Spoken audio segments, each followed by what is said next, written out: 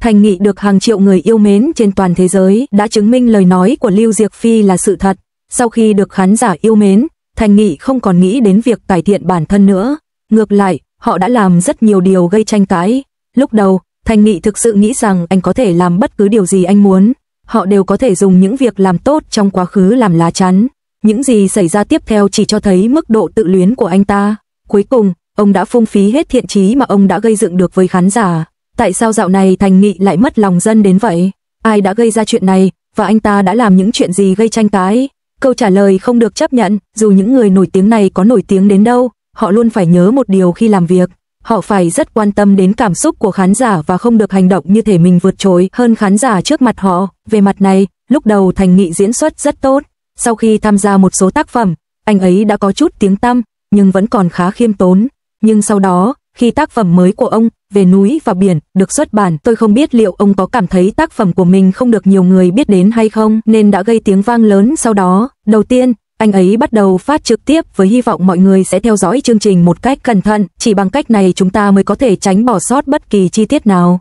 Nếu đó là tất cả những gì anh ấy đã làm, khán giả có thể hiểu được hành động của anh và cảm thấy anh thực sự dồn hết tâm huyết vào tác phẩm này. Có phần ngạc nhiên, Thành Nghị liền nói thẳng, không ai trong số các bạn thực sự xem xét tác phẩm một cách cẩn thận cả.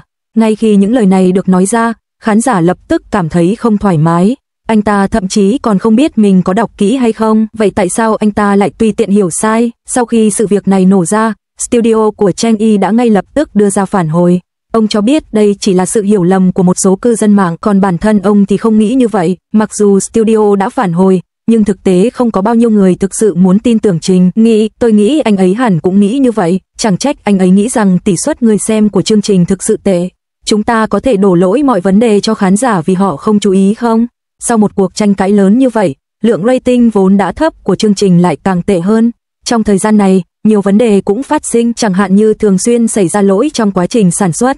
Một số khán giả sau khi xem kỹ bộ phim đã phát hiện ra rằng thực sự có khá nhiều lỗi trong cảnh quay. Một số diễn viên, mặc dù biết rõ đây là phim cổ trang, vẫn đi giày crop hiện đại. Điều này thực sự buồn cười. Không chỉ vậy, còn có một số người biết rõ việc quay phim đã bắt đầu nhưng họ vẫn bám vào kịch bản hiện đại. Khi những cảnh kỳ lạ này liên tục xuất hiện, bất kể có bao nhiêu ngôi sao tham gia, khán giả cũng sẽ không thích. Tuy nhiên, lúc đầu đã có khá nhiều người đứng lên ủng hộ Thành Nghị. Tôi không nghĩ chúng ta có thể đổ lỗi hoàn toàn cho anh ấy về những vấn đề nhỏ nhặt này. Tại sao chúng ta lại đổ hết lỗi cho anh ấy? Về những người lên tiếng bênh vực anh, một số khán giả đã thẳng thắn phát biểu, mọi người không thấy kỹ năng diễn xuất và cách trang điểm của anh ấy không thay đổi nhiều sao? Có lẽ thực sự là nhờ tác phẩm Liên Hoa Các và nhân vật mà tôi được hưởng lợi từ tác phẩm đó. Đó là lý do tại sao những bộ phim cổ trang sau này của Thành Nghị luôn có vẻ khá giống với các nhân vật gốc. Rõ ràng là anh ấy có rất nhiều cảnh chiến đấu trong bộ phim mới này, nhưng anh ấy không mang lại cảm giác quyền lực. Nhiều khán giả cảm thấy các cảnh hành động của anh có phần gượng ép và nữ tính. Nó khiến tôi không muốn đọc tiếp nữa. Ngoài một số vấn đề về diễn xuất, cũng không có dấu hiệu nào cho thấy sự tiến bộ trong cách diễn đạt lời thoại của anh ấy. Khi bạn nói, khán giả cảm thấy bạn nói không rõ ràng. Khi anh ấy không thể cho khán giả thấy khía cạnh quan trọng nhất của nhân vật, người xem đương nhiên sẽ cảm thấy chương trình này không đáng xem. Nhìn thấy anh ngày càng lười biếng, nhiều người tự hỏi tại sao anh lại đi theo con đường này.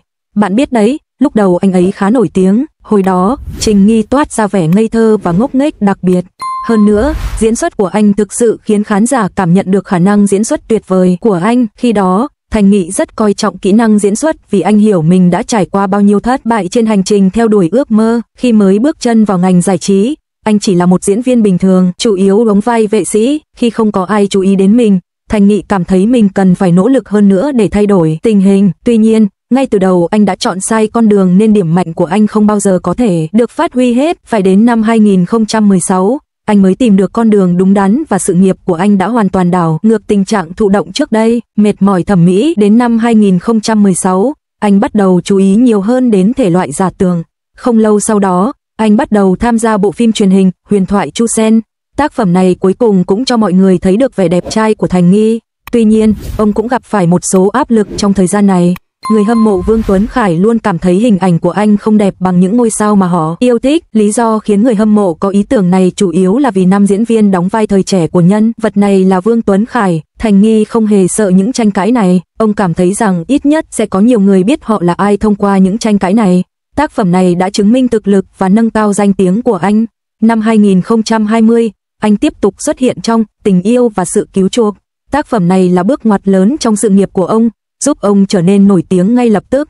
Mọi người đều nói anh ấy thực sự là một diễn viên tài năng và đẹp trai trong các bộ phim cổ trang, điều đó không còn nghi ngờ gì nữa. Sau khi tận hưởng những lợi ích của lĩnh vực này, ông ngày càng ít đóng phim hiện đại.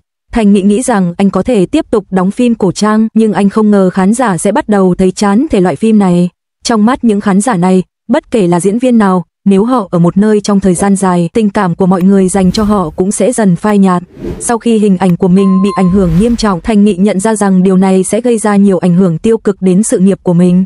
Câu chuyện của anh ấy khiến người ta nhớ đến điều Lưu Diệc Phi đã đề cập trong một cuộc phỏng vấn trước đây. Cô cảm thấy một số diễn viên nổi tiếng quá nhanh khiến họ quên mất việc nghiêm túc trau dồi kỹ năng diễn xuất của mình. Nếu như Thành Nghị nghĩ đến điều này ngay từ đầu thì có lẽ bây giờ anh đã không ở trong tình thế bị động như vậy.